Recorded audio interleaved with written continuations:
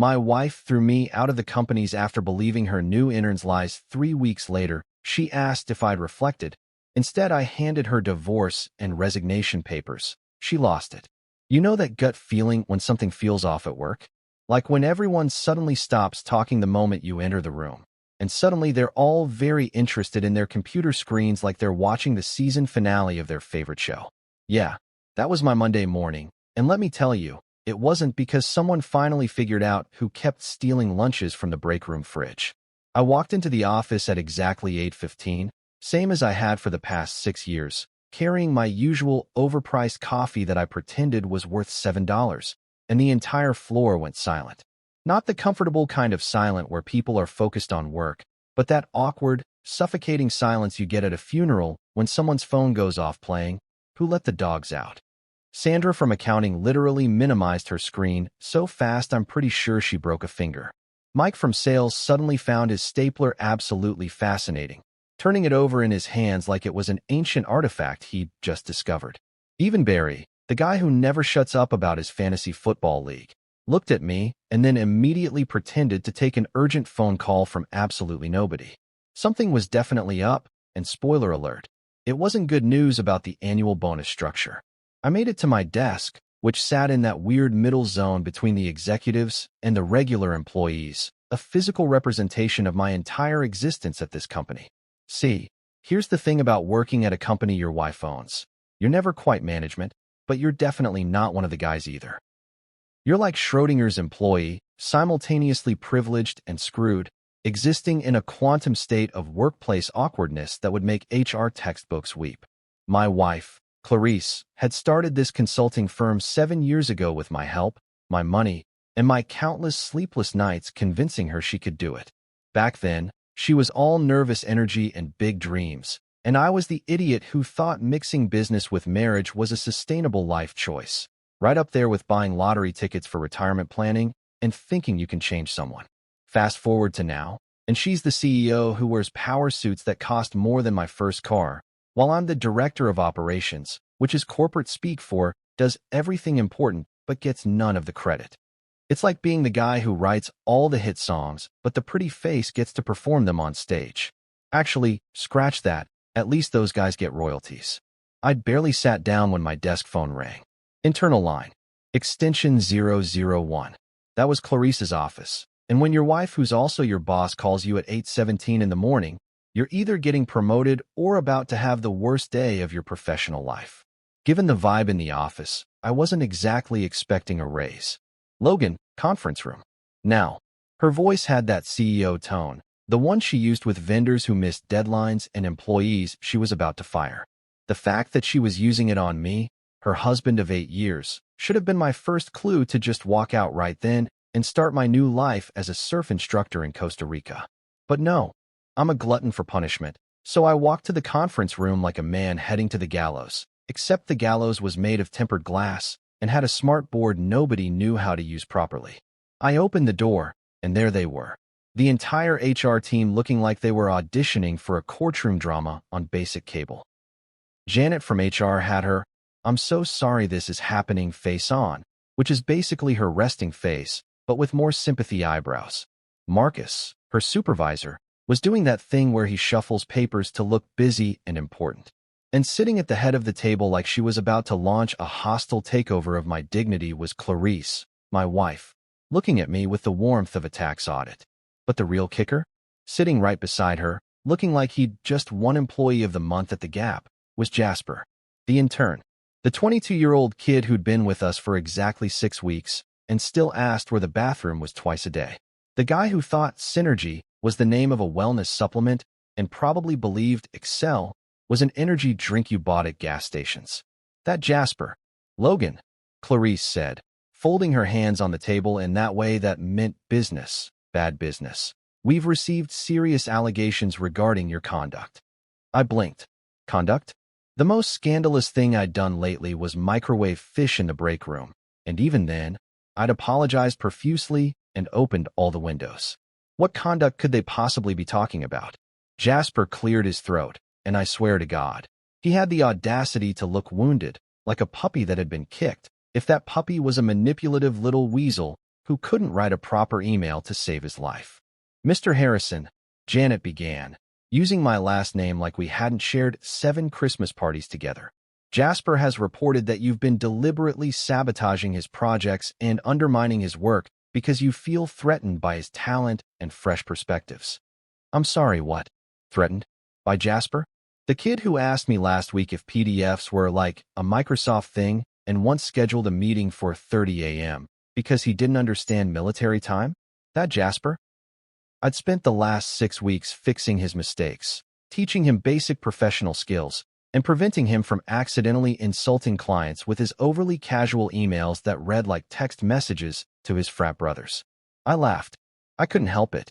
The absurdity of the situation hit me like a freight train made of irony and stupidity, and I just laughed, a genuine belly laugh that echoed through the conference room.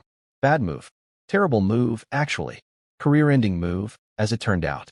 Clarice's eyes went glacial, colder than the Ice Queen in every Disney movie combined. Her jaw tightened, and I could see the executive decision being made in real time behind those eyes I used to find beautiful. This is exactly the dismissive attitude Jasper described, she said, her voice sharp enough to cut through steel. Pack your things. You're terminated. Effective immediately. The room went silent. Janet looked uncomfortable. Marcus pretended to write something important. Jasper had the decency to look down at his phone, probably already drafting his promotion announcement. You're firing me? I asked, the laugh dying in my throat. Clarice, I co-built this company. I've been here since day one. Before day one, actually. I was here on day -30 when we were designing business cards in our apartment. That's irrelevant, she said, standing up, smoothing her skirt like she was brushing away our entire history. Your behavior is detrimental to team morale and company culture. Security will escort you out. And just like that, my wife fired me from our company, the one I'd helped build from nothing, the one I'd invested my savings into, the one I'd sacrificed weekends and anniversaries and normal couple time for, all because some 22-year-old TikTok philosopher decided to play victim and she believed him over me, her husband. I walked out with my box of belongings, my stupid mug that said, "World's okayest employee," that Rico had given me as a joke, my stapler that I'd bought myself because the company ones were garbage, a framed photo of us from happier times that now felt like evidence from a crime scene, and my dignity hanging by a thread thinner than Jasper's resume. As I passed my former coworkers, now actively avoiding eye contact like I had some contagious disease, I thought to myself, this is going to make a great TED Talk someday. How I Lost Everything Before Breakfast, a modern love story. The security guard, Dave, who I'd shared countless conversations with about his daughter's soccer games, walked me to the parking lot without saying a word. Even he couldn't look at me. I loaded my box into my car, a car that still had 2 years of payments left on it, sat in the driver's seat, and stared at the building I'd just been escorted out of like a criminal. This was going to be a hell of a story to tell at parties, assuming I ever got invited to parties again. The first week after getting fired by your wife is brutal in ways that self-help books don't prepare you for. It's not just the professional humiliation or the financial panic, though those are definitely part of the fun package. It's the weird, hollow feeling you get when you wake up and realize you have absolutely nowhere to be, no one expecting you, and no purpose beyond figuring out what the hell just happened to your life. I crashed at my buddy Rico's apartment in Brooklyn, a third-floor walk-up that smelled like a combination of old takeout, regret, and whatever legal herb Rico was into these days. Rico's a freelance DJ who hasn't filed taxes since the Obama era, the first term, and lives his life by the philosophy that receipts are just suggestions and the IRS is more of a guideline than an actual rule. His apartment reflected this worldview. Organized chaos mixed with the distinct impression that an adult man had given up on adulting somewhere around 2016. The couch I was sleeping on was one of those leather numbers that looked expensive in the store but had been beaten into submission by years of abuse, late-night gaming sessions, and what I'm pretty sure were stains from every food group known to mankind. It smelled like regret and old pizza, specifically that pizza you order at 2 a.m. when you're drunk and think extra garlic knots are a good life choice. But hey, beggars can't be choosers when it comes to upholstery, and I was definitely in beggar territory. Rico was cool about the whole situation, which is to say he didn't ask too many questions and kept his liquor cabinet well stocked. Mi casa es su casa, bro. He'd said when I showed up at his door at 9 p.m. on a Monday with my pathetic box of office supplies and a face that screamed, "My life is a dumpster fire." He'd taken one look at me, grabbed the box, and pointed to the couch. "The remote's somewhere under the cushions. There's beer in the fridge that's probably still good. And we don't talk about feelings until at least Wednesday." House rules. Every night that first week, I replayed the boardroom scene in my head like some kind of masochistic film critic watching the worst movie of my life on repeat. Clarice's cold eyes, Jasper's fake wounded expression, Janet from HR and her sympathy eyebrows. The way Clarice had said effective immediately, like she was ordering lunch instead of ending my career and our marriage in one efficient corporate power move. The betrayal wasn't just professional, though getting fired sucked in its own special way. It was personal, deeply personal, the kind of personal that makes you question every decision you've made since puberty. I'd helped build Clarice's empire from nothing. Those late nights when she was freaking out about losing our first client, and I talked her off the ledge with cheap wine and cheaper words of encouragement. The endless budget meetings where I crunched numbers until my eyes bled because she wasn't a numbers person. The emotional pep talks when she doubted herself, when she wanted to quit, when she thought maybe she wasn't cut out for running a business. I'd been her biggest cheerleader, her unpaid therapist, her business partner, and her husband, and one clueless intern with delusions of competence had taken it all away with a few well-placed lies. Meanwhile, Jasper was probably updating his LinkedIn profile right that very second, successfully restructured upper management and improved workplace culture through effective communication and leadership. The kid was 22 and had the self-awareness of a golden retriever at a tennis ball factory. But sure, he was a leadership expert now. I bet he even added conflict resolution to his skills section, right next to proficient in Microsoft Word, and can use a stapler. By Wednesday, I'd made the mistake of scrolling through social media, which is universally recognized as a terrible idea when you're already feeling like garbage. But I did it anyway, because apparently I hate myself. Instagram was a nightmare parade of my former life. There was Clarice at some charity gala, wearing a dress that cost more than Rico's monthly rent, smiling that winning smile she reserved for clients and cameras. And right there beside her, looking like he'd just won prom king, was Jasper in a suit that probably came from his dad's closet. The caption read, "Great talent deserves recognition. So proud of our team's innovation and fresh perspectives. Hashtag leadership, hashtag innovation, hashtag future of business. Great talent. Fresh perspectives." I wanted to throw my phone across Rico's apartment, but it was the only thing I owned that still worked, so I restrained myself. Sure, Clarice, recognition. I hoped his talent came with a warranty and a 30-day return policy because that kid was going to crash and burn harder than the Hindenburg, and I was petty enough to want a front row seat. The comments were even worse. Colleagues I'd worked with for years, people I'd helped, people who owed their jobs to projects I'd managed, all leaving heart emojis and congratulatory messages like Jasper had just discovered fire. So inspiring. Love this energy. The future is bright. I wondered if any of them remembered who'd actually built the foundation they were all standing on, or if I'd just been erased from company history like some Soviet-era photograph. Rico found me that night spiraling into an Instagram-induced depression hole, eating ramen straight from the pot, because I couldn't be bothered to find a bowl. "Dude," he said, taking the pot from my hands, "you gotta stop this. She fired you. She's a jerk. He's a bigger jerk. Life goes on. Also, this is my good pot, and you're getting MSG all over my couch."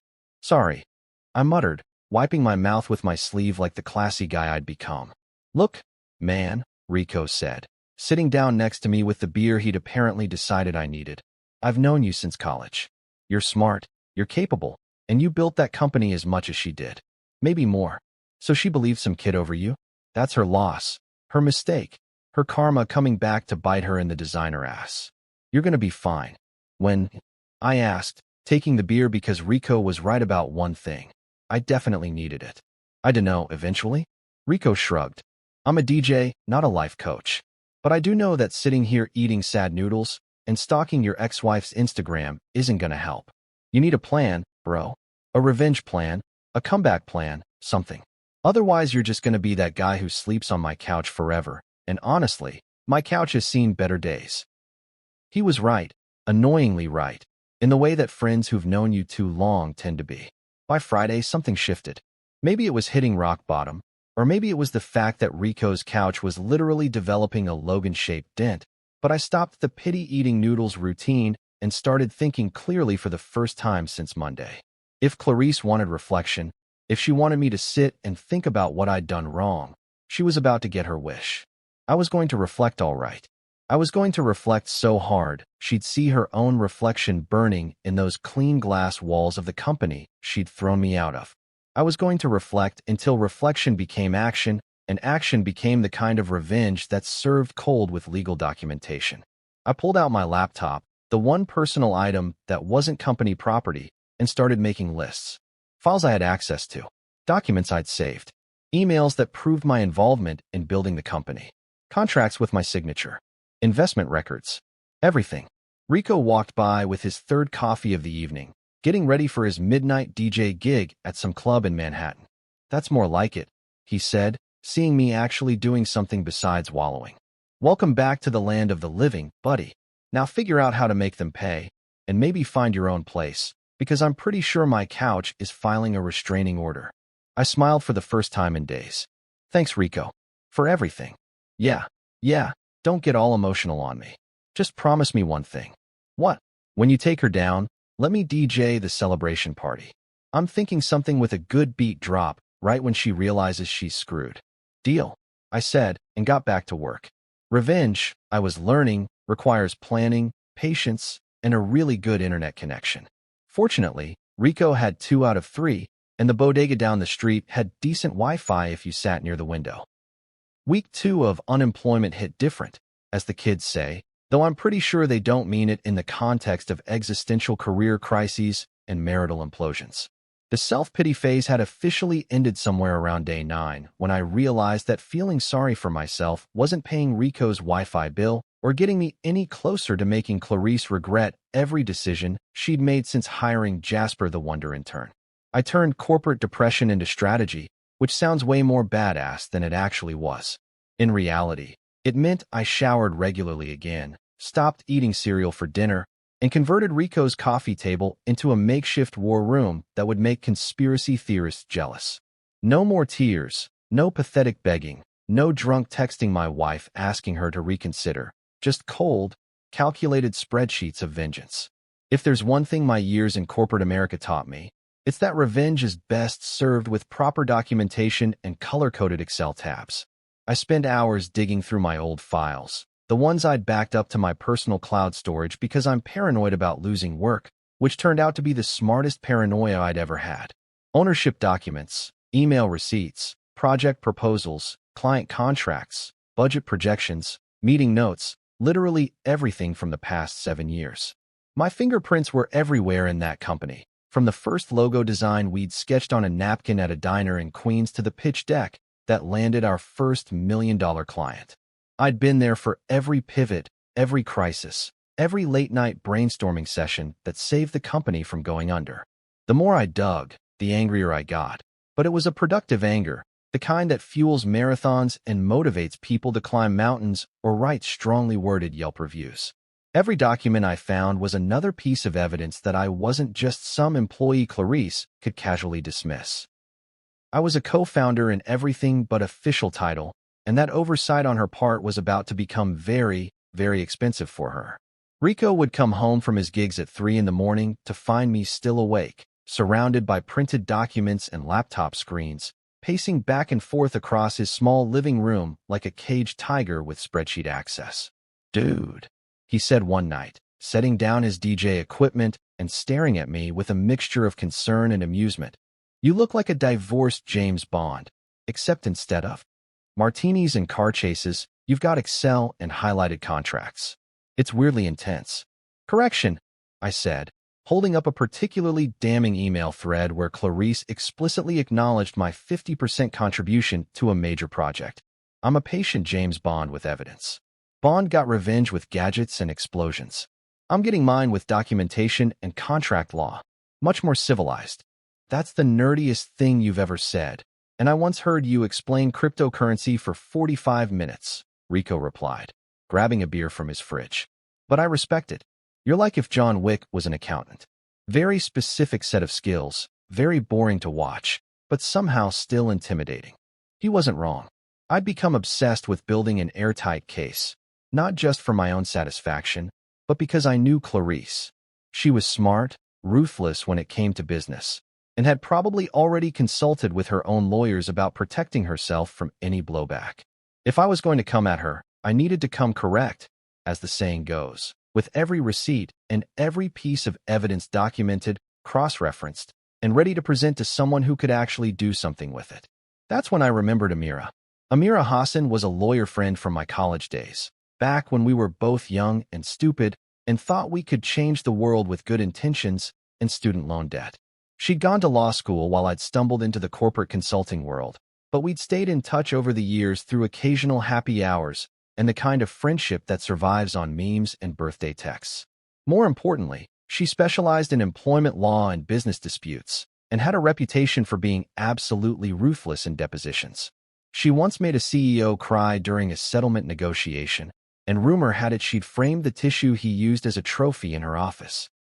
I called her on a Tuesday afternoon, mentally preparing my pitch. Amira was successful, busy, and probably had better things to do than help her old college buddy with his messy divorce/wrongful termination situation. The phone rang 3 times before she picked up. "Logan Harrison," she said, and I could hear the smile in her voice. "Either you're calling to finally take me up on that investment opportunity in my cousin's food truck, or something spectacularly bad has happened in your life. I'm guessing option B based on the fact that you're calling at 2 p.m. on a Tuesday, which is when normal employed people are at work." "Your guess is correct," I said, diving right in.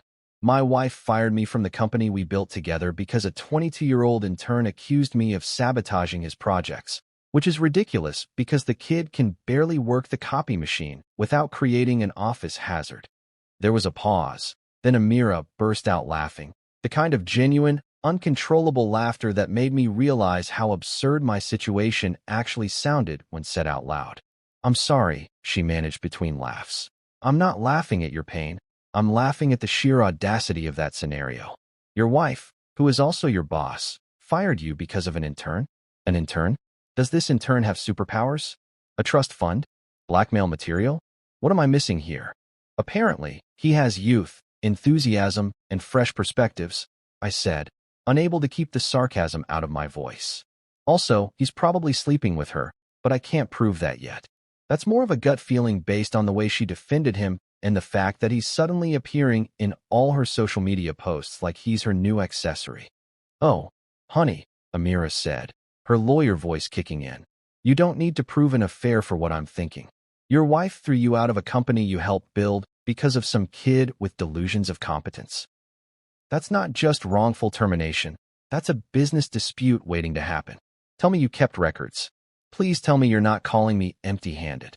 "I have everything," I said, looking at my carefully organized piles of documents.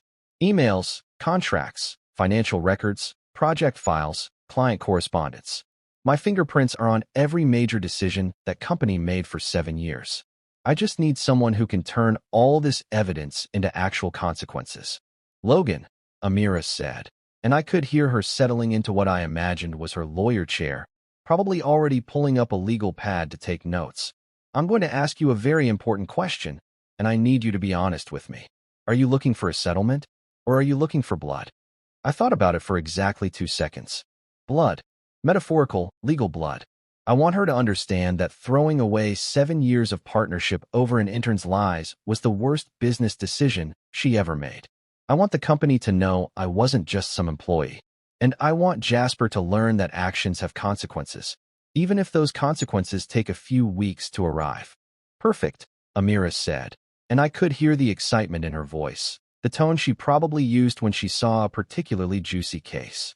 "Because I've been dealing with insurance disputes for the past 3 months, and I'm bored out of my mind.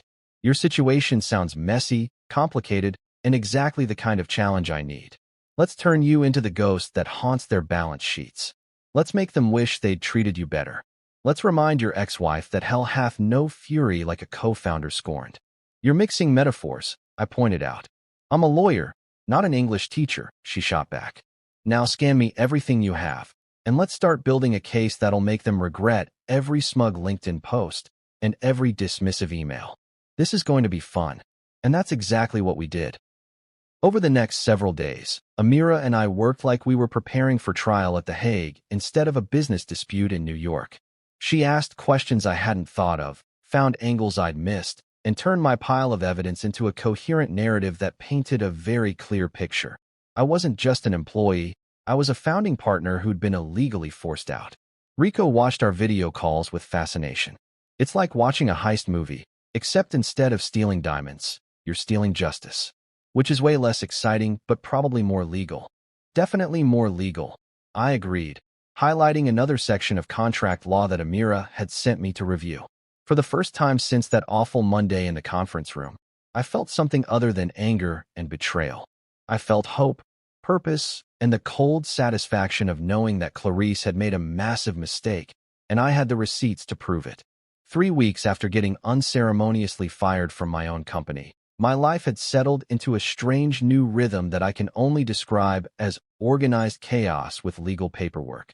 I'd moved out of Rico's apartment after his couch officially filed for disability, found a modest studio in Astoria that smelled like someone's grandmother's potpourri collection, and spent my days working with Amira to build a case so airtight it could survive in space. My nights were dedicated to not checking Clarice's social media, a battle I lost roughly 70% of the time, because I'm only human and humans are fundamentally stupid creatures who enjoy emotional self-harm. It was a Thursday morning, around 10 a.m., and I was sitting at my new IKEA desk that I'd assembled wrong twice before finally getting it right, reviewing some contract amendments Amira had sent over when my doorbell rang. Now, I wasn't expecting anyone. The only people who knew my new address were Rico, Amira, and the very judgmental landlord who'd made it clear she didn't appreciate young people and their loud music, even though the loudest thing I'd played was a podcast about financial planning. So when that doorbell chimed, my first thought was that it was probably a delivery guy with a package for the wrong apartment, which happened approximately 3 times a week in this building. I opened the door in my sweatpants and a college t-shirt that had seen better decades, looking exactly like what I was, a recently unemployed man whose fashion sense had died along with his marriage. And there she was, standing in my hallway like she'd materialized from my worst nightmare or best revenge fantasy, depending on how you looked at it. Clarice, my wife, my ex-boss, my soon-to-be ex-everything, standing there in designer gilt and a Chanel pantsuit that probably cost more than my monthly rent. She was holding a Starbucks cup in each hand, like peace offerings could come in many sizes with extra foam, and had that expression on her face that I'd seen her use with difficult clients. The one that said, "I'm being reasonable, and you should appreciate my reasonableness." "Logan," she said, holding out one of the coffee cups like we were old friends meeting for a casual catch-up instead of estranged spouses in the middle of a corporate warfare situation. "I brought your usual. Caramel macchiato, extra shot, no whip. Can we talk?" I stared at her, then at the coffee, then back at her. The audacity of this woman showing up at my door with a $7 beverage after ruining my life was almost impressive in its sheer nerve. It was like she'd taken a masterclass in how to insult someone while pretending to be nice and graduated with honors. "How did you find my address?" I asked, not taking the coffee because I wasn't about to be bribed with overpriced caffeine, no matter how accurately she'd remembered my order. "I have my ways," she said with a small smile that probably worked on clients, but made me want to shut the door in her face. "Can I come in? We should talk. You've had time to reflect on everything, and I think maybe we both overreacted. Adults should be able to discuss things rationally." Reflect. There was that word again, like I'd been sent to my room to think about what I'd done wrong, when the only thing I'd done wrong was marry someone who valued an intern's lies over her husband's integrity. I'd reflected all right. I'd reflected so hard I could start a meditation retreat for other wrongfully terminated spouses. I'd reflected myself right into a lawyer's office and a case strategy that would make her regret every decision she'd made since Jasper walked into our lives. But instead of saying all that, I smiled, a genuine smile that probably looked slightly unhinged given my current mental state, and said, "You know what? You're absolutely right. I have had time to reflect. Come in." I stepped aside, and Clarice walked into my tiny studio apartment with the careful steps of someone entering foreign territory, taking in the second-hand furniture, the IKEA desk that was slightly crooked, the complete absence of the luxury she'd become accustomed to. I could see her mentally cataloging everything, probably thinking about how far I'd fallen, how this proved she'd made the right choice. The coffee cups were still in her hands, props in whatever performance she'd planned. Nice place, she lied, because Clarice was nothing if not professionally polite, even when she was clearly thinking the opposite. Cozy. Cozy is real estate code for smaller than a parking space. But sure, let's go with that, I said, closing the door behind her. You said you wanted to talk. So talk. Tell me why you're here, Clarice, because I know it's not just to deliver overpriced coffee and comment on my living situation. She set both cups down on my wobbly coffee table, another IKEA special that I definitely assembled wrong, and turned to face me with that CEO expression she wore in board meetings. Logan, I think we both said things we didn't mean. The situation got out of hand. Maybe I was too hasty in my decision. You're talented. You know the company inside and out. And I think if we could just sit down and talk through what happened, maybe we could find a way forward. For both of us. Translation. The company was probably struggling without me. Jasper had likely screwed something up spectacularly, and she needed me back, but didn't want to admit she'd made a catastrophic mistake. I could see it in her eyes, that desperation she was trying to hide behind corporate buzzwords and fake reconciliation coffee. A way forward, I repeated, walking over to my desk and picking up a folder I prepared specifically for this moment, because Amira had predicted this would happen with about 90% certainty. You mean like how we moved forward when you fired me in front of HR? Or how we moved forward when you believed a 22-year-old over your husband? That kind of forward. Logan, don't be difficult, she said, her voice taking on that edge that meant her patience was wearing thin. I'm trying to fix this. To fix us. You've had 3 weeks to calm down and think rationally. Surely you can see that we're better together than apart, both personally and professionally. Oh, I've thought rationally, I said, opening the folder and pulling out the papers inside. I've thought very rationally, actually, more rationally than I have in years. And you're right, we should talk about moving forward. So here. I handed her the folder, watching her face as she took it, probably expecting some kind of apology letter or list of conditions for my return. She opened it with that confident smile that was about to die a spectacular death, and I savored every second as her eyes scanned the first page. Divorce papers. Professionally drafted, legally binding, waiting for signatures. Her smile faltered. She flipped to the second page, her face going from confused to pale as she realized what she was looking at. A formal resignation letter from any and all positions at her company, along with a notice of intent to pursue legal action regarding wrongful termination and ownership disputes. 2-for-1 deal, as they say at the discount stores Clarice would never shop at. You can't be serious, she said, looking up at me like I'd just told her the earth was flat and birds were government drones. Logan, this is ridiculous. You're throwing away our marriage, our business, everything we built together over one misunderstanding. One misunderstanding? I felt the anger rising, the kind I'd been keeping controlled for 3 weeks while building my case. Clarice, you fired me. You chose to believe Jasper, a kid who still lists Microsoft Word as a skill on his resume, over me. Your husband, your actual business partner, the guy who was there when you were having panic attacks about losing clients. That wasn't a misunderstanding, that was a choice. Your choice. And now I'm making mine. She was shaking her head, the papers trembling slightly in her hands. Logan, please, don't do this. We can fix this. I can fix this. Just tell me what you want. Too late, I said, and meant it. You wanted me to reflect? I reflected. Right into a lawyer's office. Right into realizing that I deserve better than someone who throws me away the moment it's convenient. Sign the papers, Clarice. Or don't. Either way, I'm done.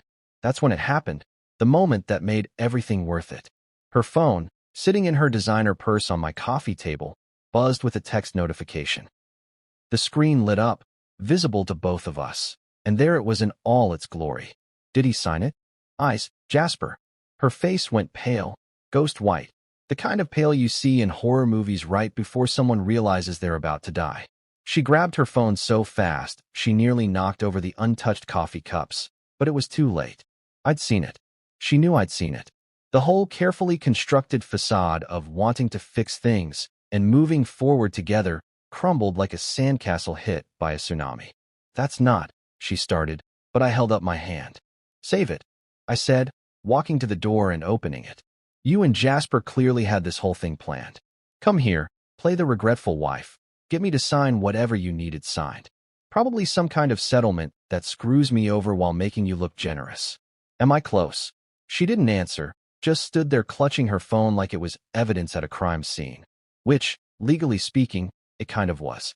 Get out, Clarice, I said, no longer angry, just tired. Take your guilt coffee and your fake apologies and your intern boyfriend and get out of my apartment. My lawyer will be in touch. She walked past me, and for just a second, I almost felt bad. Almost. Then I remembered the conference room, the humiliation, the 3 weeks of sleeping on Rico's couch, and the feeling passed quicker than Jasper's competence in any given work situation. As she left, I closed the door and leaned against it, allowing myself one small smile of satisfaction. Round 1. Logan. Now, if you're expecting some dramatic movie scene where I stormed back into the office with a megaphone and a PowerPoint presentation titled, Why Clarice is the Worst, a documentary, you'd be dead wrong. That's amateur hour, the kind of revenge that feels good for 30 seconds and then lands you with a restraining order and a reputation as that crazy ex-husband. No, I went full stealth mode, the kind of strategic, calculated approach that keeps lawyers employed and makes insurance companies nervous. While Clarice was presumably having her little meltdown about the divorce papers and the fact that her manipulation attempt had backfired more spectacularly than New Coke, I was busy with Amira, preparing a legal storm that Clarice wouldn't see coming until it was already raining subpoenas and court dates.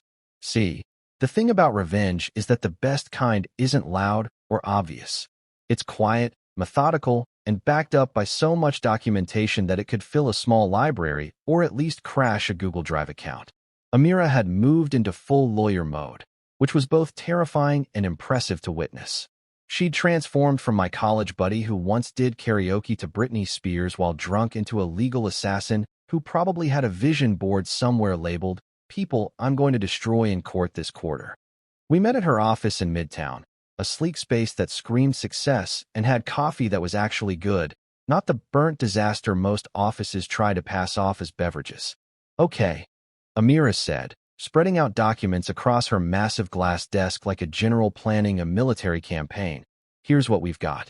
Your ex-wife, in her infinite wisdom and complete lack of legal foresight, quietly restructured the company about 8 months ago to make herself the sole decision-maker and primary owner.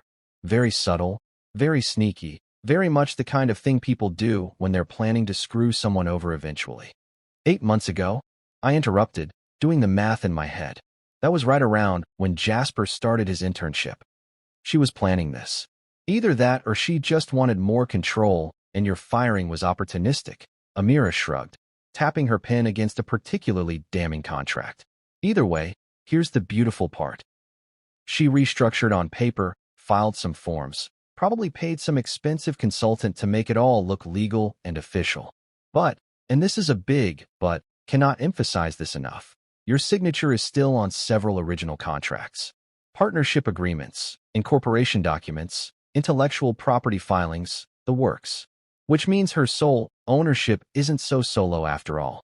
It's like she tried to remove you from a group photo but forgot you're also in the background of every other picture. I leaned forward, trying to understand the legal implications while also enjoying the schadenfreude of knowing Clarice had screwed up. So what does that mean in normal person English? It means, Amira said with a smile that would make sharks nervous, that she doesn't actually own the company outright. You have legal grounds to claim partial ownership, possibly up to 50% depending on how good the judge's mood is and how badly her lawyers fumble their arguments. She tried to erase you from the company history, but legally, you're still written into the foundation. You can't just white out someone from business contracts like they're a typo in a high school essay. That's the best news I've heard since the barista spelled my name right at Starbucks, I said, feeling actual hope for the first time in weeks. It gets better, Amira continued, pulling up something on her laptop and turning it to face me. Remember how you said you helped secure most of the major clients?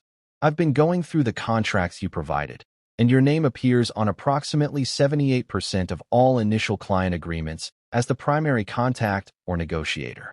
That's not just evidence of your involvement. That's proof that the company's success is directly tied to your work.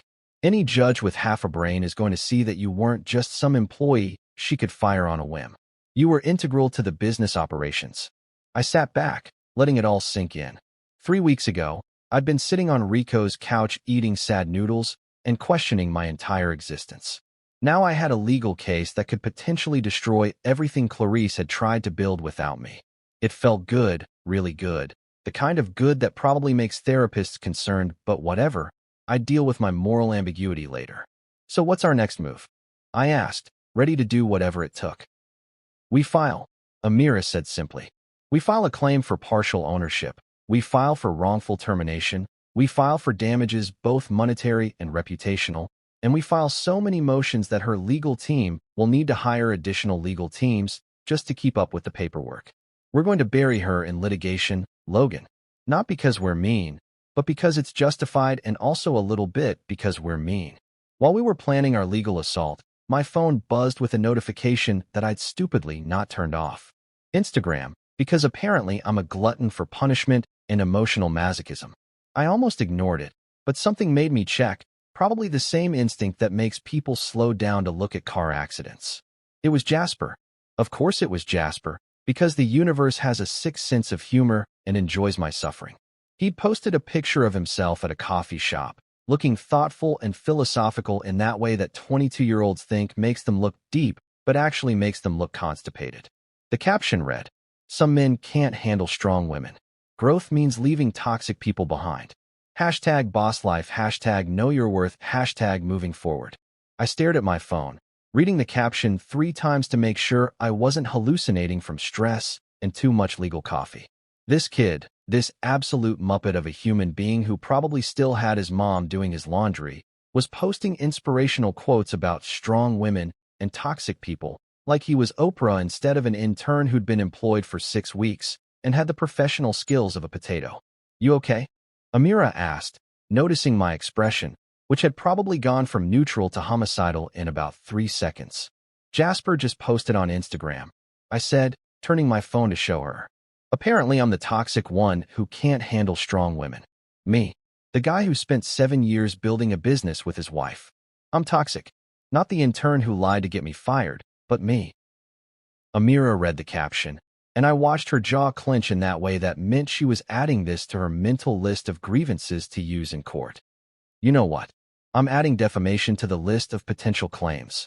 That's borderline libel if anyone connects those dots to your situation, which they will because corporate circles are smaller than people think. "Is that legal?"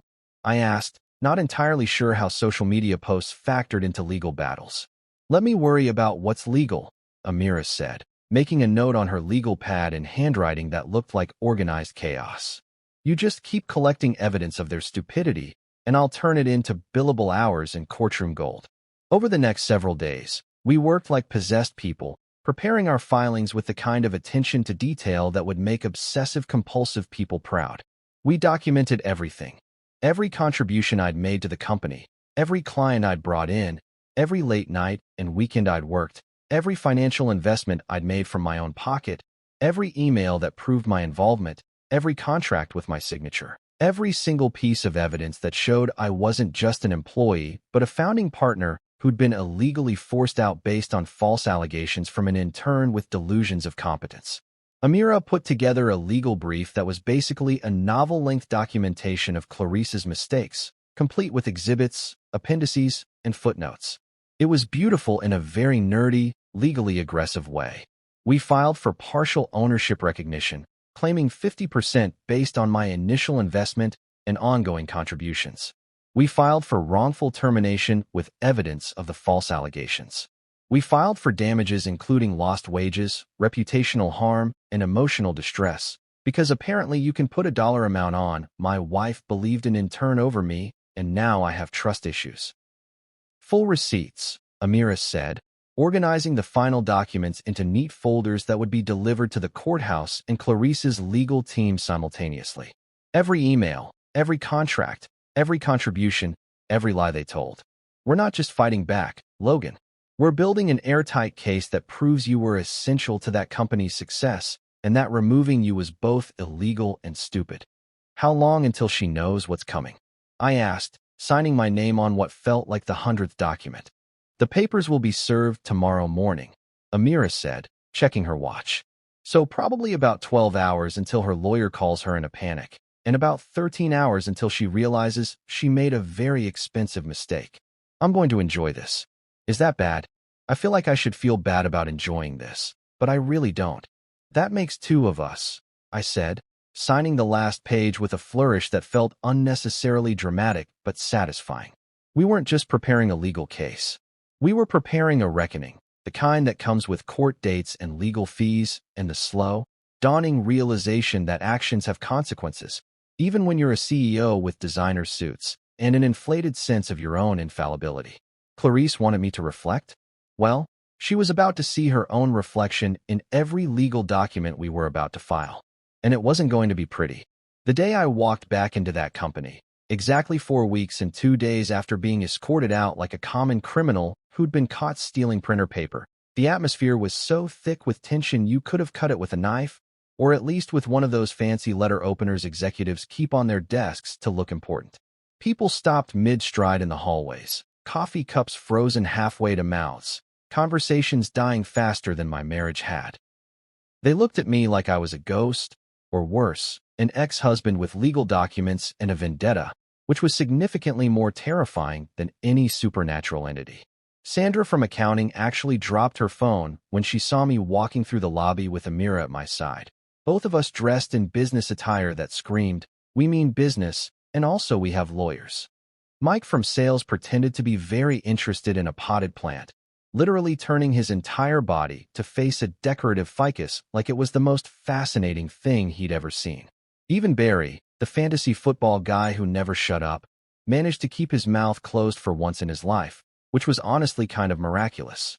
The board meeting had been requested by Amira through official legal channels, which is lawyer speak for, "We're coming whether you like it or not, and you have to let us in or it looks bad in court."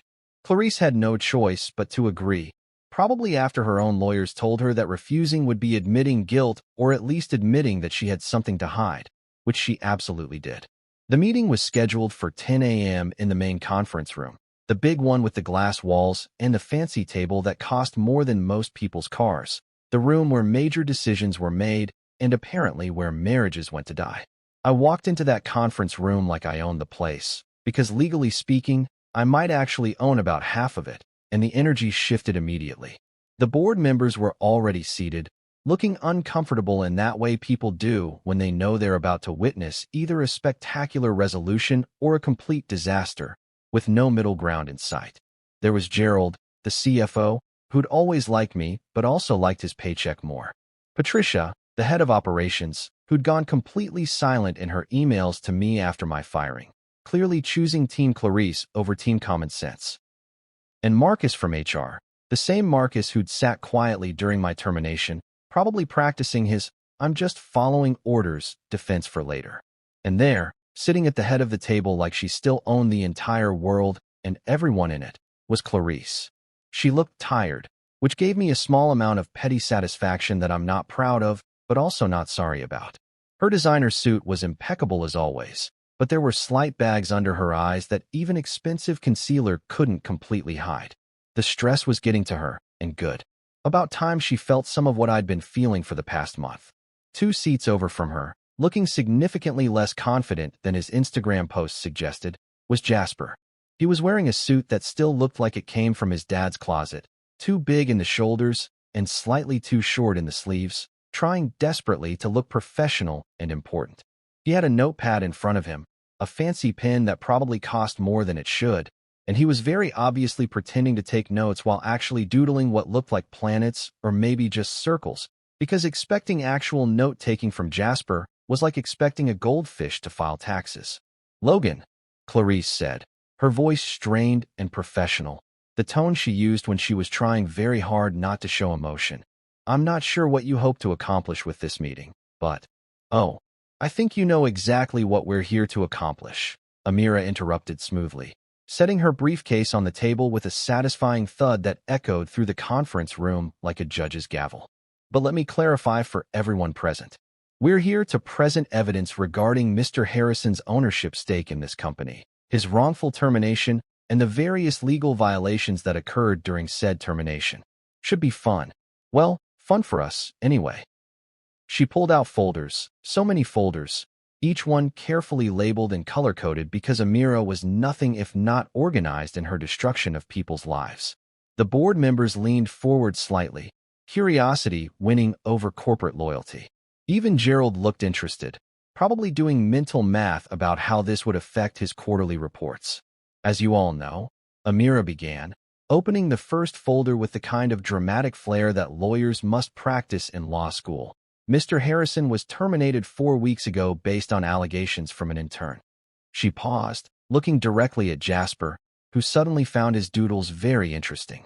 An intern who, according to his employment records, had been with the company for exactly 6 weeks at the time of his allegations, and whose primary qualifications include, let me check, enthusiasm and proficiency in Microsoft Office, which I'm told is now a skill people list on resumes. Someone at the end of the table, I think it was Patricia, made a sound that could have been a cough or a suppressed laugh. Hard to tell, but I appreciated it either way. What's your point? Clarice interjected, her voice sharp with barely controlled anger. Logan was fired for legitimate reasons. This is just a vindictive ex-husband trying to. This, Amira said, pulling out a document and sliding it across the table toward the board members, is proof of Mr. Harrison's initial capital investment in this company. $50,000 7 years ago, when this company was just an idea and a dream. That's not an employee contribution, Mrs. Harrison. That's a founding partner investment. Clarice's face froze mid-blink, like someone had hit pause on a video. The board members were passing around copies of the investment documents, and I could see the moment it clicked for each of them. Gerald's eyebrows went up. Patricia's mouth formed a small O of surprise. Even Marcus looked uncomfortable, shifting in his seat like he wanted to be literally anywhere else. This is absurd, Clarice snapped, trying to regain control of the situation. That was a personal loan, not an investment. We were married. Couples help each other financially. Actually, Amira said, her smile sharp enough to cut glass. This is ownership law, Exhibit A through Z. And if it was a personal loan, as you claim, you would have loan documentation, repayment schedules, interest rates, literally any paperwork that proves it was a loan and not an investment. Do you have any of that documentation, Mrs. Harrison? Silence. Beautiful, damning silence. Amira continued, laying out document after document like she was dealing cards at the world's most aggressive poker game. Client contracts with my signature. Project proposals I'd written. Email chains proving my involvement in major business decisions. Patent filings with my name alongside Clarice's. Financial records showing my ongoing contributions, both in money and labor, well beyond what any normal employee would provide. Mr. Harrison wasn't just an employee you could terminate at will, Amira explained to the increasingly uncomfortable board members. He was a co-founder, a business partner, and his removal from the company based on unsubstantiated allegations from a 6-week intern constitutes not only wrongful termination, but also potential fraud regarding ownership rights. That's when Jasper, in what I can only describe as the worst decision of his young life, decided to whisper something to Clarice. He leaned over, probably trying to be subtle, maybe trying to offer some kind of support or strategy, but Amira's hearing was apparently superhuman because she turned to face him with the kind of look that makes people reconsider their life choices. Hush, Junior, Amira said, her voice sweet as poison honey. Adults are talking. This is a legal proceeding regarding business ownership and corporate law, not an internship seminar on how to destroy people's careers with lies. So maybe, just maybe, you could sit there quietly and contemplate the choices that led you to this moment. The room went completely silent. Someone at the end of the table, definitely Patricia this time, coughed to hide a laugh. Gerald wasn't even trying to hide his smile, probably enjoying the drama more than anything that had happened in a board meeting all year. Marcus looked like he wanted to sink through his chair and disappear into the floor. Jasper's face turned red, The kind of red that starts at the neck and spreads upward like a really embarrassing thermometer. He opened his mouth, probably to protest or defend himself, but Clarice put her hand on his arm, stopping him. Even she knew that letting Jasper talk right now would be like throwing gasoline on a fire that was already burning her carefully constructed empire to the ground. Clarice's empire, the one she tried to claim as solely hers, suddenly looked like a Jenga tower missing too many blocks, wobbling precariously and about to fall. You could see it in her eyes, the realization that she'd made a massive miscalculation, that firing me had been not just personally cruel, but legally stupid, that believing Jasper over documented evidence and 7 years of partnership had been the kind of mistake that ends careers and companies. We'll be filing formal claims for 50% ownership recognition, Amira concluded, packing up her folders with the satisfied air of someone who'd just won a chess game in record time. Additionally, we're pursuing damages for wrongful termination, reputational harm, and emotional distress. My client built this company alongside Mrs. Harrison, and he deserves recognition for that contribution, legally, financially, and professionally. As we stood to leave, I caught Clarice's eye one last time. She looked broken, defeated, nothing like the confident CEO who'd fired me a month ago. And I wish I could say I felt bad about it, that seeing her like this made me regret the legal action. But I'd be lying. After that boardroom meeting, something beautiful happened, and by beautiful, I mean the kind of slow-motion disaster that you can't look away from, like watching an expensive vase fall off a table in Super HD. I didn't need to lift another finger, didn't need to make another move, didn't need to do anything except sit back with metaphorical popcorn and watch the consequences of Clarice's terrible decisions ripple through her company like a tsunami through a sandcastle convention. Whispers spread fast in corporate environments, faster than actual news, faster than emails, faster than those rumors about who hooked up at the Christmas party. By the afternoon of our boardroom presentation, everyone in that building knew something major had gone down. The details were probably wrong, exaggerated, mixed with speculation and gossip, but the core message was clear. Logan Harrison wasn't just some fired employee. He was a co-founder with legal receipts, and the CEO had royally screwed up by throwing him out over an intern's lies. I know this because Rico, who has a network of people in various industries that would make the CIA jealous, started forwarding me messages from his friend who knew someone who worked in the building. Yo, did you really walk in with a lawyer and drop documents like you were serving subpoenas at a family reunion? One message read. Everyone's saying the CEO's husband owned half the company and she fired him anyway. That's wild. Also, is the intern really that incompetent, or is that part exaggerated? The intern part is not exaggerated. I texted back. If anything, it's understated. The kid once asked me if PDFs were edible. That can't be real. I wish I was joking. The whispers turned into full conversations, and those conversations reached the people who actually mattered, the investors. The people with money. The people who kept the company afloat. The people who got very nervous when they heard words like ownership dispute and legal action and potential fraud. Investors are like cats, easily spooked by sudden movements and loud noises, and nothing spooks investors quite like the possibility that the company they've invested in might be built on legally questionable foundations. I heard through my network, which was apparently still functioning despite my termination, that the board started having emergency meetings. Not the scheduled, calendar invite type of meetings, but the everyone drop what you're doing and get in here right now panic meetings that happen when something's gone terribly wrong. They were asking awkward questions, the kind Clarice probably didn't have good answers for. Questions like, so, who's actually in charge here? And is this ownership structure legally sound? And my personal favorite, why didn't anyone tell us there was a co-founder we were unaware of? Gerald, the CFO who I'd always gotten along with, apparently grew a spine and started asking for documentation of everything. Every decision Clarice had made regarding the company structure, every termination, every restructuring, every single piece of paper that could potentially be used in court. He was covering his own ass, obviously, because CFOs don't stay CFOs by going down with sinking ships, but it had the beautiful side effect of making Clarice's life absolutely miserable. Patricia from operations, who'd ghosted me after my firing, suddenly started sending apologetic emails. Logan, I had no idea about the circumstances, one read. If I'd known the full situation, I would have spoken up. Can we talk? I deleted them without responding because Patricia had every opportunity to speak up during my termination and chose silence instead. Too little, too late, Patricia. Enjoy your sinking ship. The LinkedIn updates started appearing within a week, and they were absolutely delicious in their corporate speak desperation. Clarice Industries undergoing internal restructuring to better serve our clients and stakeholders. Translation: we're on fire, please send water. Also, if anyone wants to invest, we promise we're totally fine and definitely not dealing with massive legal problems. Excited to announce organizational changes that will strengthen our foundation. Translation: our foundation was apparently built on lies, and we're frantically trying to fix it before everything collapses. Committed to transparency and excellence during this transition period.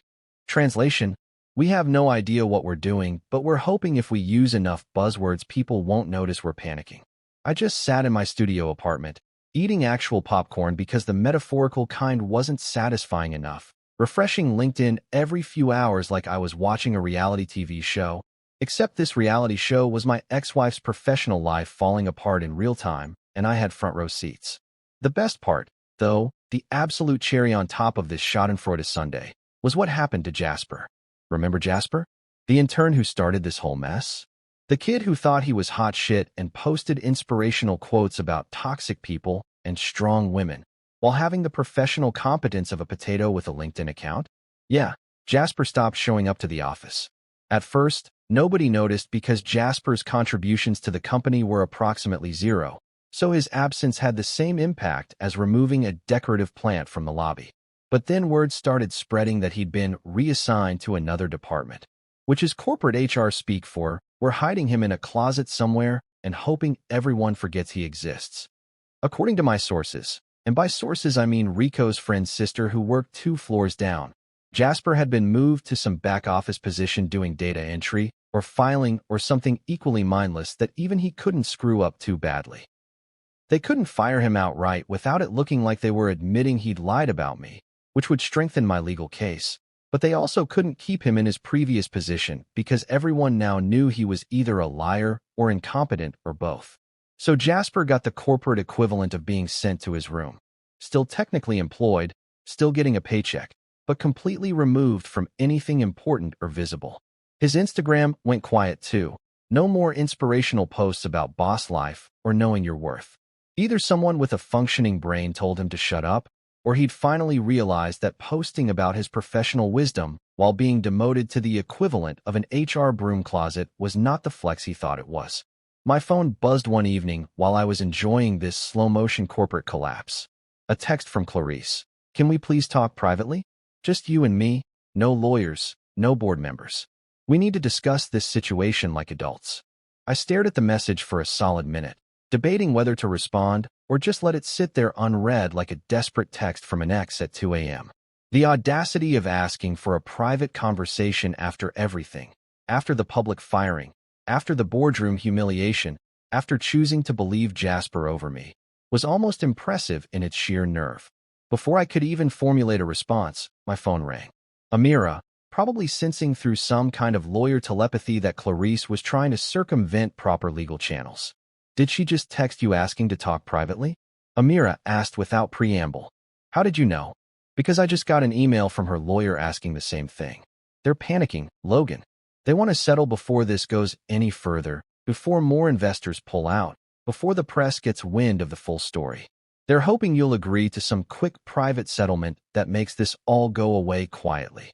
And what do you think I should do? I asked, even though I already knew the answer. I think you should let me handle it, Amira said, and I could hear the smile in her voice. You hired a lawyer for a reason. Let me do my job, which is to make sure they don't try to lowball you or manipulate you into accepting less than you deserve. Trust me, whatever offer they make privately will be significantly less than what we can get through proper legal channels. So I just ignore the text. You forward it to me as evidence that they're trying to negotiate outside of proper legal representation, which actually helps our case, and then you go back to enjoying the show. Your job right now is to do nothing, which, coincidentally, is what Jasper's doing in his new position. Except you're doing it by choice and getting paid way better for it. I forwarded the text to Amira and blocked Clarice's number, not out of anger, but out of practicality. Every conversation we had without lawyers present was a potential minefield, and I was done stepping on mines for people who'd already blown up my life once. Sure enough, within an hour, Amira texted me. Her lawyer responded to my response. They want to discuss settlement terms. Translation: they know they're screwed and want to minimize damage. This is good for us. Very good. I sat back on my second-hand couch in my tiny studio apartment, considerably smaller and less impressive than the home I'd shared with Clarice, and smiled. The empire was crumbling, and I hadn't even needed to push it. I'd just pointed out that the foundation was unstable, provided documentation proving it, and watched gravity do the rest.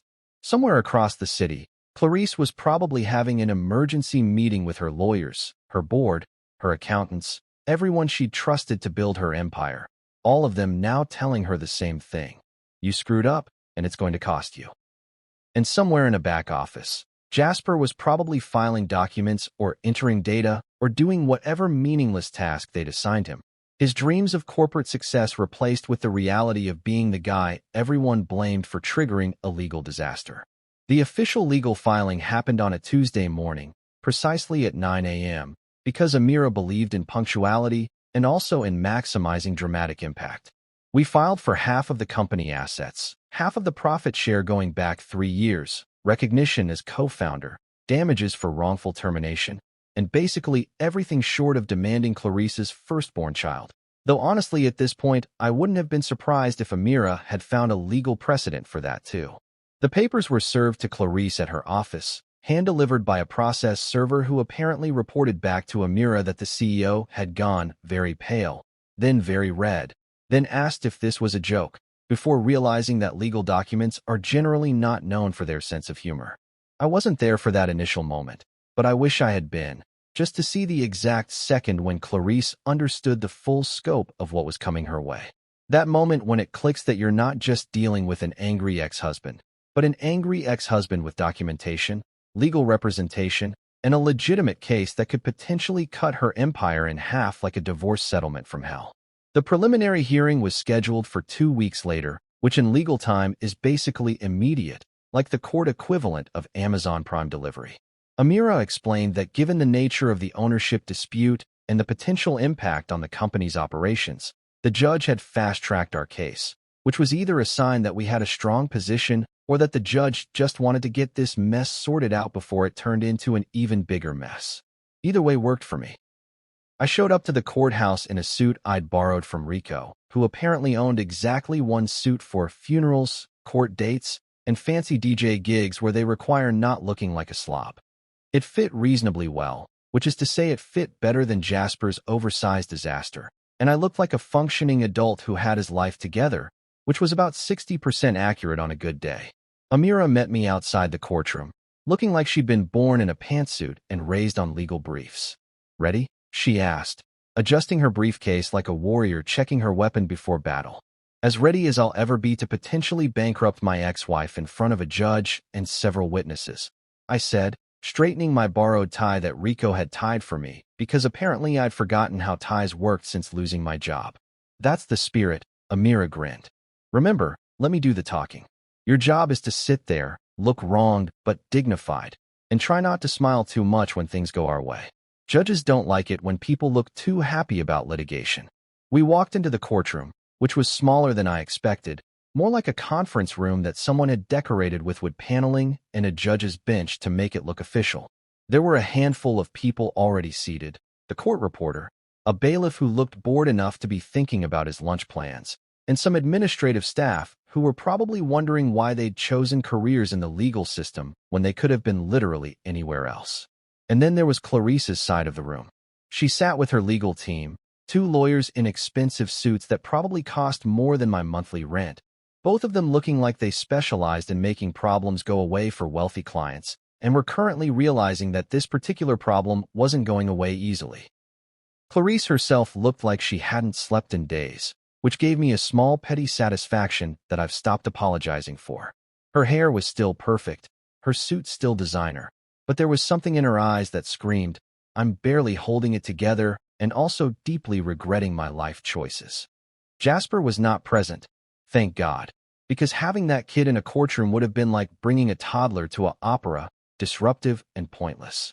Apparently, even Clarice's lawyers had enough sense to keep him away from legal proceedings where his presence would only remind everyone that this entire disaster started because she believed in Intern over documented evidence. The judge entered, a woman in her 50s who had the look of someone who'd seen every type of corporate drama imaginable and was thoroughly unimpressed by all of it. We stood, sat, went through the preliminary formalities, and then Amira launched into our case with the efficiency of a lawyer who'd been preparing for this moment like it was the Super Bowl of business litigation. She laid out the evidence systematically.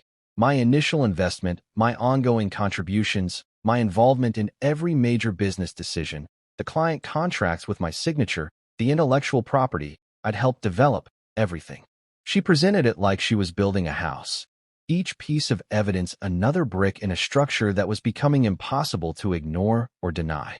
Clarice's lawyers tried to counter, arguing that I'd been an employee, that my contributions were part of my job duties, that the initial investment was a personal loan between spouses, but their arguments sounded weak even to my admittedly biased ears. They didn't have documentation to back up the loan claim. They couldn't explain why an employee would have the level of involvement and authority that I'd clearly had. They were basically throwing spaghetti at the wall and hoping something would stick, except the wall was made of Teflon and the spaghetti was undercooked. Then came the moment when the judge asked about the termination, and Amira, bless her ruthless lawyer heart, pulled out the documentation of Jasper's complaint, his employment record showing his 6-week tenure, and his complete lack of qualifications or credibility. Your Honor, Amira said, her voice calm and professional, but with an undercurrent of barely contained satisfaction. Mr. Harrison was terminated based on allegations from an intern who had been with the company for 6 weeks and whose primary qualification, according to his resume, was proficiency in Microsoft Office, which I'm told is now considered a notable skill worth listing. Someone in the back of the courtroom, I think it was the court reporter, made a sound that could have been a cough or a suppressed laugh. The judge's eyebrow raised slightly, which in judge language probably meant, "Are you seriously telling me this entire situation started over an intern?" That's when we got to the part about filing for half the assets and profit share. Amira had saved this for the hearing itself, wanting maximum impact, and boy did she get it. She presented the claim formally, with supporting documentation showing exactly how much the company had profited during my involvement, how much of that profit was directly tied to my work, and how much I was therefore entitled to as a founding partner who'd been illegally removed. The number was substantial, very substantial, the kind of substantial that makes people's eyes go wide and their blood pressure spike. I'm talking enough money to buy a really nice house, a really nice car, and probably a small island if I was into that sort of thing, which I wasn't, but the point stood. Clarice, who had been sitting quietly through most of the proceeding with her lawyers probably instructing her to stay calm and professional, completely lost it. And I don't mean she got a little upset or raised her voice slightly. I mean she full-on lost her composure in front of a judge, court staff, and multiple witnesses, which is generally considered a bad move in legal situations and also in life. "You can't do this to me," she screamed, standing up so fast her chair scraped loudly against the floor.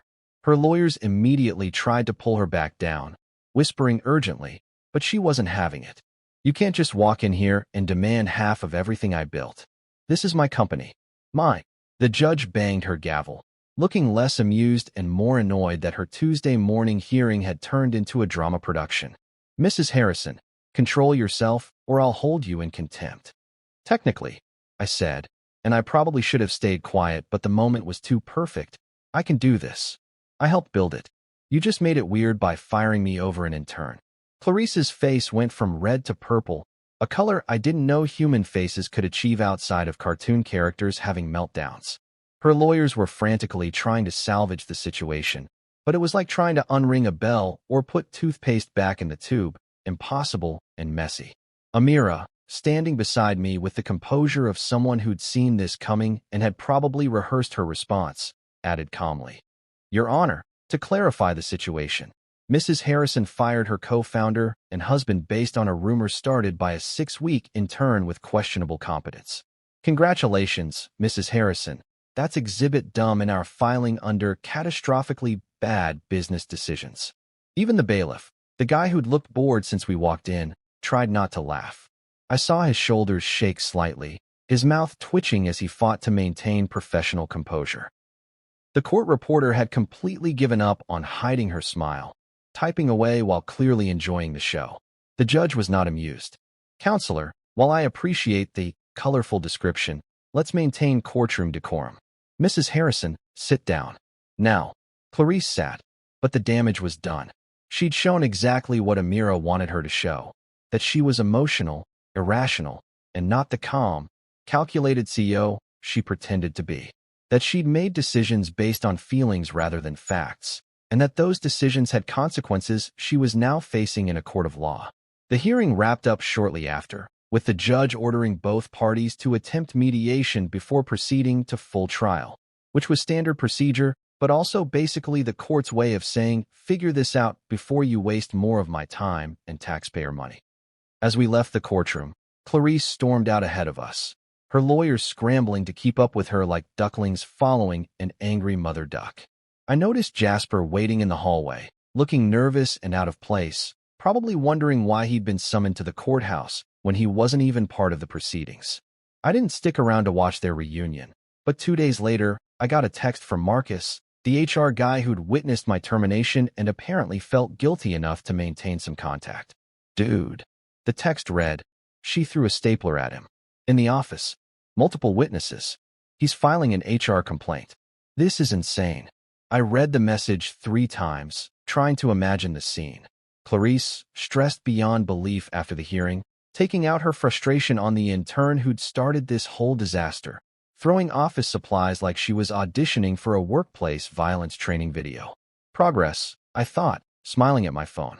Not the kind of progress anyone should celebrate, but progress nonetheless in showing that Clarice's perfect CEO facade was cracking under pressure. I texted back, "Please tell me someone got it on video." "Security cameras," Marcus replied. "It's going to be a whole thing." Perfect. Absolutely perfect. The mediation lasted approximately 45 minutes before Clarice's lawyers realized they were fighting a losing battle with insufficient ammunition and a client who kept making things worse every time she opened her mouth.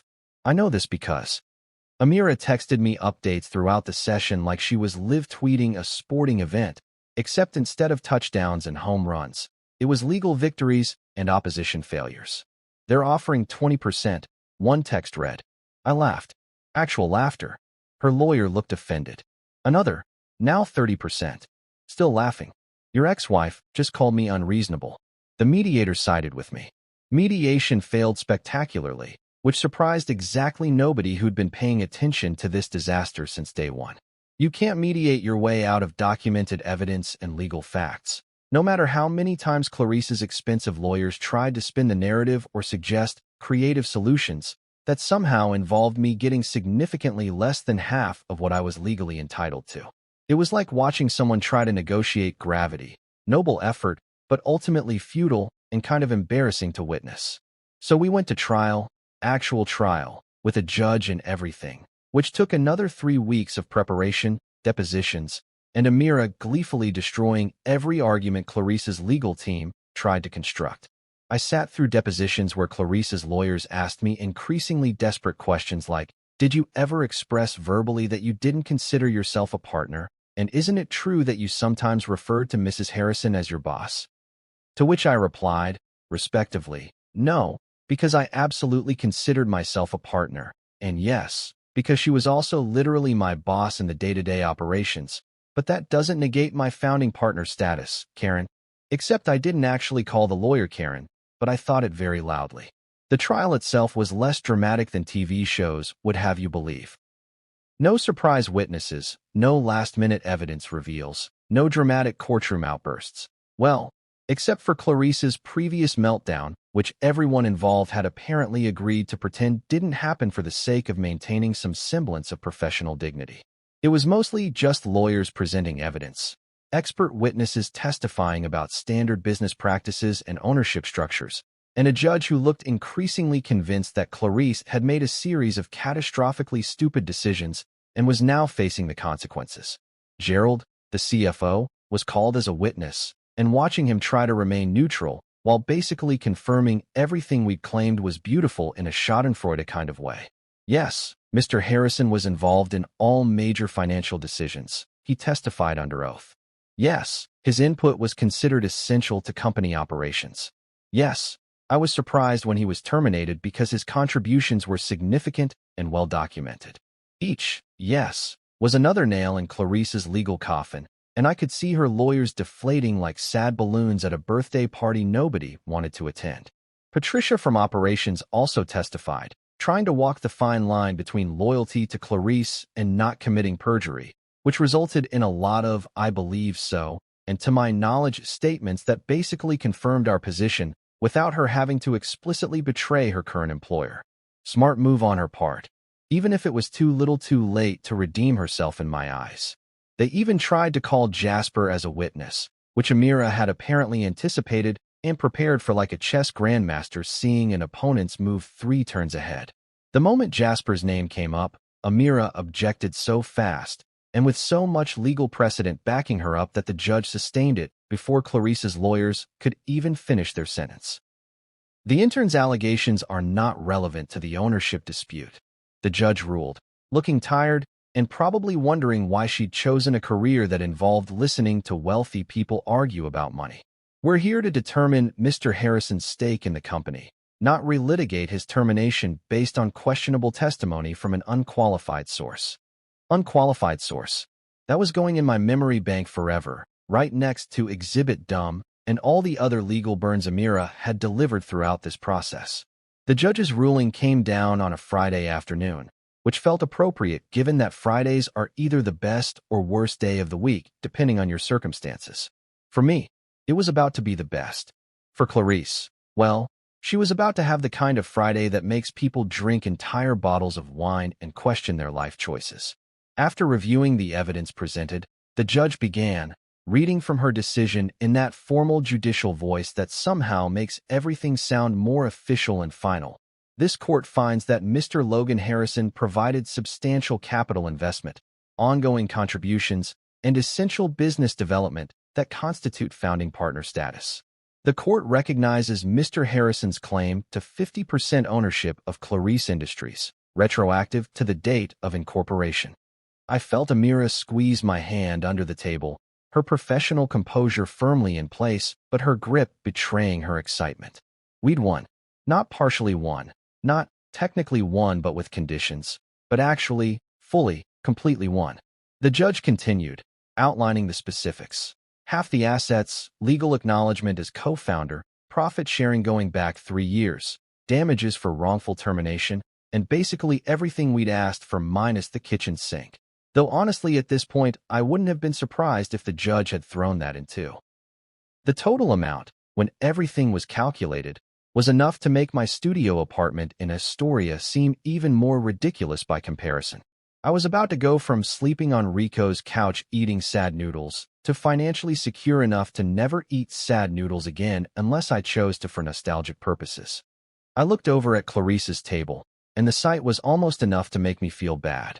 Almost, but not quite, because I remembered the conference room, the humiliation, the betrayal, and every shitty moment since then. She was slumped in her chair like someone had physically removed her spine, her designer suit somehow looking less put together despite being the same expensive outfit she'd walked in wearing. Her mascara was streaking slightly, just enough to be noticeable, like she'd been crying or trying very hard not to cry and failing at the second part. Her lawyers looked defeated, resigned to the outcome they'd probably seen coming for weeks, but had been paid too much to admit out loud. They were already packing up their briefcases with the energy of people who knew they'd lost and just wanted to go home and bill their client for the time they'd spent losing. Jasper was nowhere to be seen, which I noticed immediately because his absence was somehow more noticeable than his presence ever was. No Instagram posts about personal growth, no updates about his career journey, nothing. According to Marcus's last text, Jasper had taken a leave of absence to focus on personal development, which was corporate speak for hiding from the consequences of his actions and possibly from Clarice, who threw a stapler at him. The judge adjourned, everyone stood, and suddenly it was over. Months of stress, anger, legal battles, and sleepless nights, finished in a Friday afternoon ruling that took maybe 15 minutes to read aloud. Justice apparently doesn't require dramatic timing or extended monologues, just facts, evidence, and a judge who'd seen enough corporate bullshit to recognize it when presented in official legal documents. Amira turned to me, her professional mask finally cracking into a genuine smile that made her look 10 years younger and significantly less terrifying. "We did it," she said simply. "You did it. You stood up for yourself, you had the evidence to back it up, and you won. This is what justice actually looks like, Logan. Not movie justice with dramatic speeches, but real justice with paperwork and persistence." "Thank you," I said, and meant it with every fiber of my being. "Seriously, Amira, I couldn't have done this without you. You turned my pile of angry documents into an actual case. You made them pay attention. You made them acknowledge what I contributed. That's what friends are for," she said, squeezing my shoulder. "Well, friends who went to law school and enjoy destroying people's lives legally. But mostly the friends part. We were gathering our things, preparing to leave the courtroom and celebrate with overpriced drinks and probably some gloating when Clarice approached us. Her lawyers had already left, probably eager to distance themselves from the loss and start drafting bills for their unsuccessful services. She walked over slowly, like each step required effort she barely had, and when she finally spoke, her voice cracked in a way I'd never heard before. "Logan," she said, my name coming out broken and small, nothing like the confident CEO voice she'd used to fire me. "You destroyed everything. The company, our marriage, my reputation, everything we built together. You destroyed all of it." I looked at her, really looked at her, and felt absolutely nothing except maybe mild annoyance that she was trying to make this about me destroying things when she'd been the one who started this entire disaster. "No, Clarice," I said, keeping my voice calm and even, the way you'd explain something obvious to someone who's being deliberately obtuse. "You believed a 22-year-old intern over your husband. You fired me based on lies from a kid who couldn't even spell project without Grammarly checking his work. You chose him over me, over 7 years of partnership, over everything we'd actually built together. I didn't destroy anything. I just took attendance at the funeral you created. I just showed up to document the damage you did and claimed what was legally mine." Her face crumpled, mascara now definitely streaking, and part of me, a very small part, felt something like sympathy. But the larger part, the part that had spent weeks on Rico's couch wondering what I'd done to deserve this, felt nothing but satisfaction that she finally understood the consequences of her choices. "But we could have worked it out," she whispered, one last desperate attempt at rewriting history. "We could have talked, compromised, found a solution that didn't involve lawyers and judges and destroying the company. We could have," I agreed, "if you'd believed me instead of Jasper. If you'd investigated his claims instead of immediately siding with him. If you'd treated me like your partner instead of a disposable employee. But you didn't. You made your choice, Clarice. This is just me making mine." I walked past her, Amira following, and we left the courtroom without looking back. Behind us, I heard Clarice make a sound that might have been a sob or might have been just a sharp breath, but I didn't turn around to check. That chapter of my life was officially closed, sealed with a judge's signature and legal recognition of everything I'd contributed. As we exited the courthouse into the Friday afternoon sunshine, Amira pulled out her phone, probably to call her office or maybe to order celebratory drinks. But then she paused and looked at me with a mischievous grin. "You know what? You should start a consultancy for betrayed spouses. Seriously, help other people who've been screwed over by partners who believe the wrong people. You could call it Reflect and Collect, since that seems to be the theme here." I'm only partially joking. I think there's actually a market for that. I laughed, genuinely laughed, for the first time in months. Reflect and Collect. I love it, though I feel like the target demographic is pretty niche. "You'd be surprised," Amira said. "Corporate betrayal is more common than people think. You could be the poster child for taking back what's yours with documentation and determination. Very inspiring. Very marketable. I'll add it to my list of post-divorce career options," I said, right below surf instructor and above professional grudge holder. We walked toward the subway, the Manhattan afternoon bustling around us with people who had no idea that someone's life had just been legally validated and someone else's empire had just been legally dismantled. Just another Friday in New York, just another court case, just another story of consequences catching up with choices. But for me, it was everything. Weeks later, Clarice sold the office to cover her legal costs and settlement payments. The company we'd built together became a shell of its former self, downsized and struggling, a cautionary tale whispered about in business circles. Meanwhile, I started my own consulting agency, lean, fast, and completely drama-free. My new assistant, Tracy, actually knows the difference between a meeting and a meltdown, which is refreshing. One morning, an email from an investor appeared. "Glad to see you back, Logan. The industry missed your sanity." That's when it hit me. The best revenge wasn't winning in court. It was living better than before, building something new without the baggage. I donated part of my settlement to fund internships for underprivileged students, the kind who actually earn them. Named it the Reflect program, just for irony.